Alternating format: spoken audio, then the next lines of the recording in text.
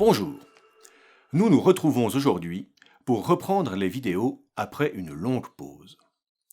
Au cours des derniers mois, l'ukrainien a pris une place particulière en Europe en raison du conflit armé qui s'y déroule et de l'afflux important d'ukrainophones dans nos pays. Des enfants ukrainiens sont arrivés dans nos écoles et je pense qu'il peut être intéressant de se pencher sur leur langue. En premier lieu, il est important de répéter que le fait d'être ukrainien n'implique pas de parler la langue ukrainienne. Dans l'est du pays, dans le Donbass et en Crimée, c'est le russe qui est dominant. Un grand nombre d'enfants ukrainiens sont donc de langue maternelle russe. Il convient de rester très prudent en abordant cette question épineuse, puisque le russe est à la fois leur langue maternelle et la langue de l'armée, à cause de laquelle ils ont dû fuir. Sans compter que de nombreuses familles ont des membres à la fois en Ukraine et en Russie, puisque l'indépendance du pays n'a qu'une trentaine d'années.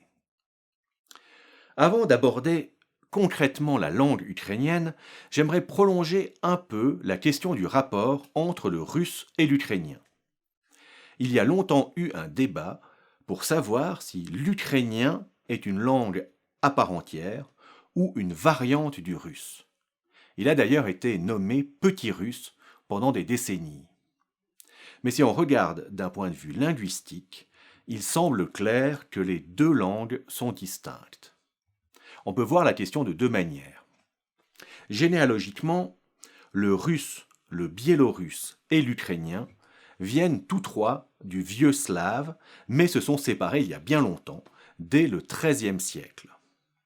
Bien sûr, il y a eu des échanges très importants entre les deux langues, l'ukrainien étant tantôt dévalorisé, tantôt mis en avant, selon les politiques du moment.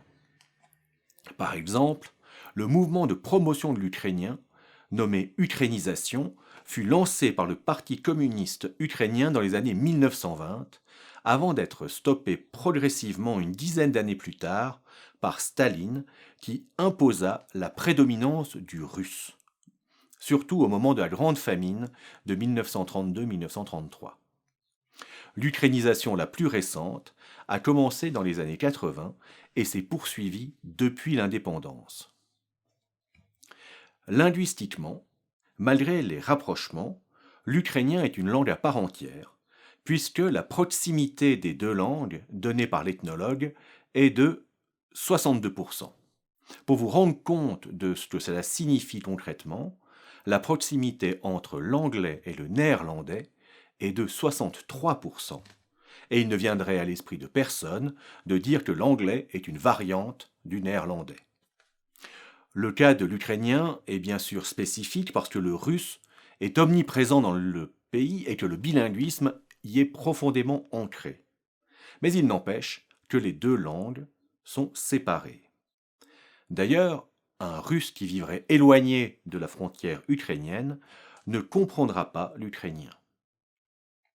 Pour terminer, il y a une variante de l'ukrainien, à moins que ça soit une langue à part entière, je ne saurais trop le dire, qui est parlée par une part importante de la population et qui se nomme le surzik. Le surzik signifie grain mêlé ou multigrain. Il s'agit d'une forme de langue qui mélange l'ukrainien et le russe. Le lexique est plutôt emprunté au russe et la morphosyntaxe à l'ukrainien. Parlée essentiellement dans les campagnes, ce n'est pas la forme la plus valorisée de langue, mais même si elle est intrinsèquement passionnante. Elle montre, en tout cas, l'intrication profonde qu'il peut exister entre ces deux langues dans certaines régions.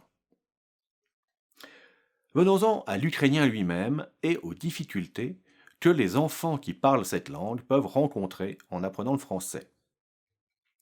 L'ukrainien est une langue slave qui est, comme le français, flexionnelle, c'est-à-dire que les mots changent de forme selon leur fonction dans la phrase.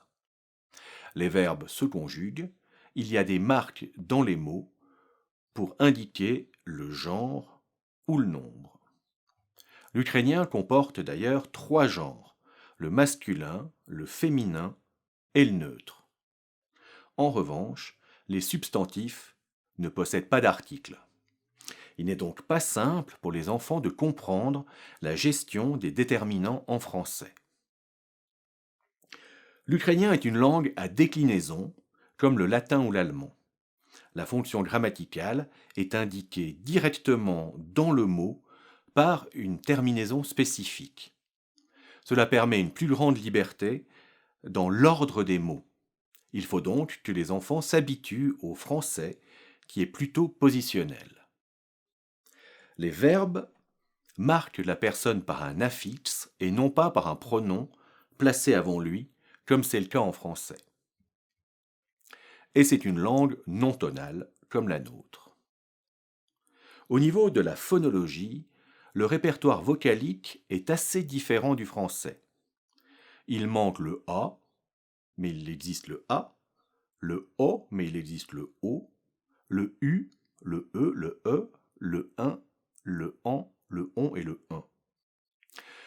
Ce sont des différences vocaliques qu'on a l'habitude de retrouver, les voyelles nasales du français étant une particularité somme toute assez rare au travers des langues. Le système consonantique de l'ukrainien comporte les phonèmes nécessaires pour parler le français.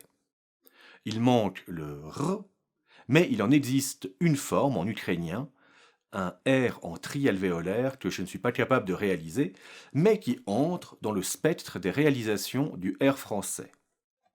En effet, selon les régions ou selon les sociolectes, le R standard est remplacé par d'autres variantes comme le R roulé bourguignon, le R apicodental tel qu'on peut le trouver en italien, ou même un R pratiquement dévoisé. Comme ce son ne saurait être confondu en français avec un autre phonème, cela ne pose pas de difficulté d'apprentissage. Pour les enfants plus grands, il y a aussi la question du langage écrit. L'ukrainien utilise une forme particulière de l'alphabet cyrillique, comportant 33 lettres pour marquer les 38 phonèmes. Il s'agit donc d'une correspondance phonographémique comme le français. L'écriture ukrainienne est plus régulière que l'écriture du français, mais il y a néanmoins de nombreuses exceptions. Donc si on résume, l'ukrainien est une langue flexionnelle, une langue slave, qui possède 3 genres, le masculin, le féminin et le neutre, qui ne comporte pas d'articles, mais qui possède des cas. Par conséquent, il est un peu moins positionnel que le français. Au niveau phonologique, ce sont le U et les voyelles nasales qui manquent essentiellement, le reste étant grosso modo compatible avec la phonologie du français. Son alphabet est l'alphabet cyrillique, donc différent de notre alphabet latin, mais le mécanisme de transcription est le même qu'en français.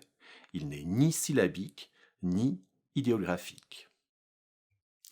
L'accueil des enfants ukrainiens fuyant la guerre demande bien sûr beaucoup plus qu'un petit panorama de leur langue. Mais j'espère néanmoins que cette petite vidéo sera utile à certains d'entre vous.